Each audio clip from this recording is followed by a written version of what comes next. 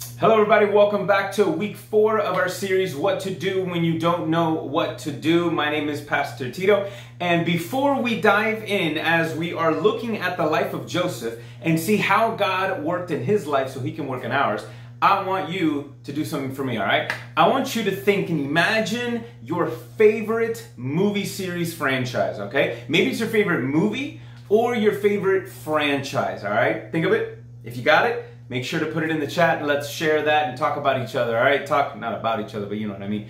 So I want you to think of that. Now, I guarantee the reason why you picked that movie or franchise of movies is because you had an emotional connection with the story, or really the hero, the main people. Now, one of those things that directors and authors, and no matter what kind of genre, all right, what they love to do is give you just enough backstory so that you buy in, so that you are able to track the progress and, again, get that emotional connection. They want you to feel what they're feeling, so it almost feels like you are going through the movie, that you are experiencing what you're seeing the character experience. Now, the backstory is important. Without the backstory, you lack the emotional connection and the movie's not that good. So here's the thing about life. Like sometimes, all right, sometimes when bad things happen or when we don't know, right, that's the whole point of the series, sometimes we just don't know what to do. Things happen that we didn't see coming and we don't know how to react. Well, not only do we need to focus on what do we need to do, but sometimes we have to stop and ask the question, why? Why is this happening? Now, that's a hard question, but it's important to ask that question because sometimes when you ask the question why, you realize, oh, maybe my fault, right? Okay, and then you can see, or somebody else did something that you want to avoid in the future. But why is a great question to ask, but let's be honest, sometimes you're not going to have a why. Sometimes you will not or cannot understand in the moment or ever why this is happening. And a lot of bad things happen for a lot of reasons. Some of it, again, it's our fault. Some of it could be because of other people, right? Not everything bad that happens is because God is testing your faith and wants to see how, strong you are, how great you are at, believing and stuff. No, but sometimes God, especially following Jesus, we see in the life of the apostles that sometimes you can do the right thing and bad things happen. But there is a greater point to the story.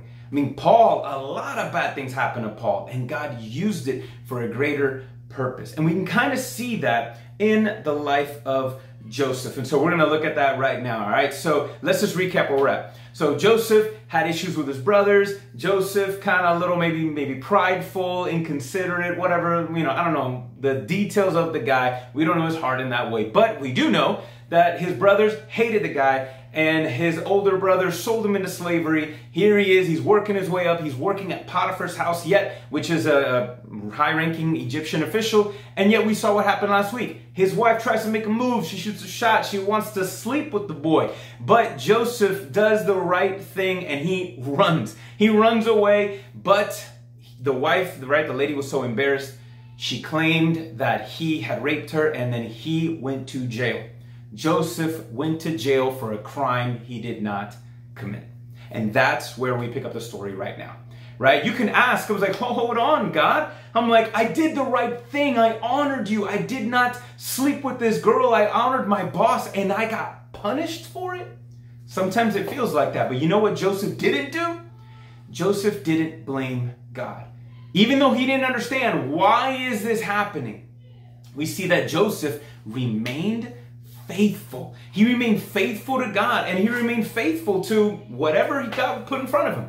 And in this case, it was in jail. And he worked hard and he got to the point that he became, think of this, a prisoner. All right, a prisoner ended up running the whole jail. The people who were running the jail system thought Joseph was so great that they put him in charge. That's crazy. While he's in charge, he makes friends with these two officials from Pharaoh. One was a cupbearer. The other one kind of, ate his food and did different stuff. He was, tasted things with the baker, a bunch of other things. So here they are. They both are thrown in jail because they did something wrong. Well, actually, one of them did something wrong. They didn't know which one, so they threw them both in jail. All right, I'm pretty sure your parents have punished you. If you have siblings, have your parents ever punished everybody or threatened? Listen, if I don't know who did it, all y'all are going to be punished. Well, that's what happened. And so Joseph, well, both these people have dreams. Joseph interprets the dreams. The one that ended up doing it wrong, he said, listen, I'm sorry for you. They're going to find out you did it. You're going to die. Then he goes to the other person and says, listen, Pharaoh, hey, he's going to find out you didn't do it. You're going to get your job back.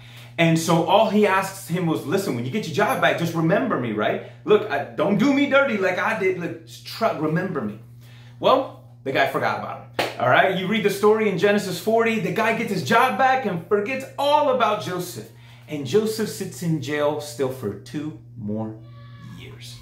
Think of that. Again, you do the right thing. You help the boy. You're doing what you need to be doing. What else could you do? And you're still in jail. God still puts you here.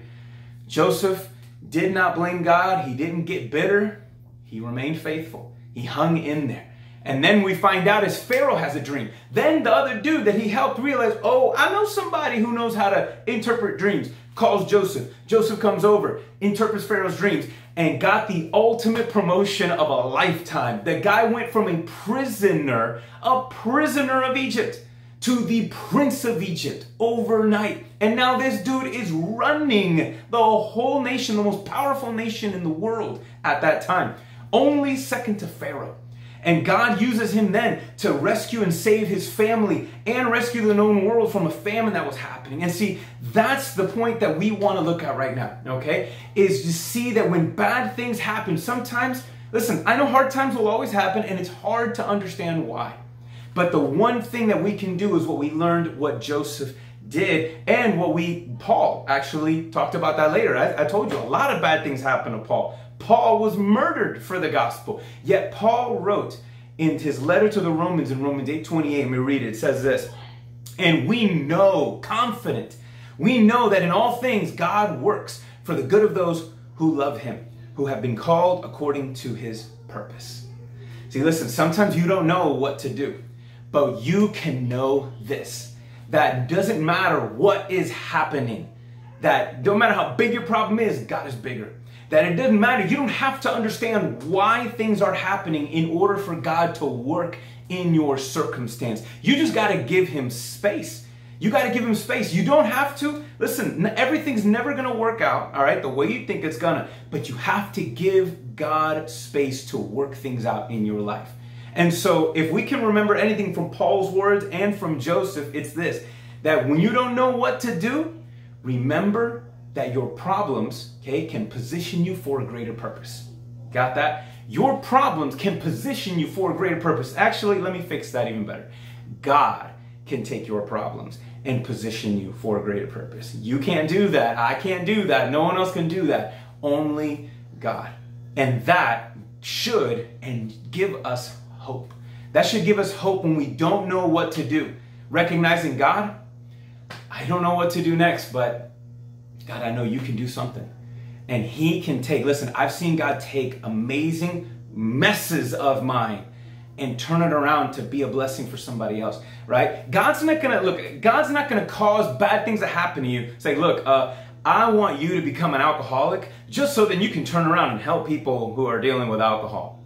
Okay? God does not want bad things to happen to you like that just so then you can help, all right, other people. No, not like that, okay? He doesn't want you to fall into sin so you can help others, all right, with sin. What he does, though, is saying, listen, it doesn't matter what, okay? God can take your good and your bad, but he wants it all. Paul said God works in all things. So give him everything. Give him everything. And if you're having a hard time understanding why things are happening right now, listen, you're not alone. I've been there. Paul's been there. Joseph was there. Just remain faithful. Hang into God and trust that, listen, God can take your problems and position you for a greater purpose. Just remain faithful and you'll see God do it.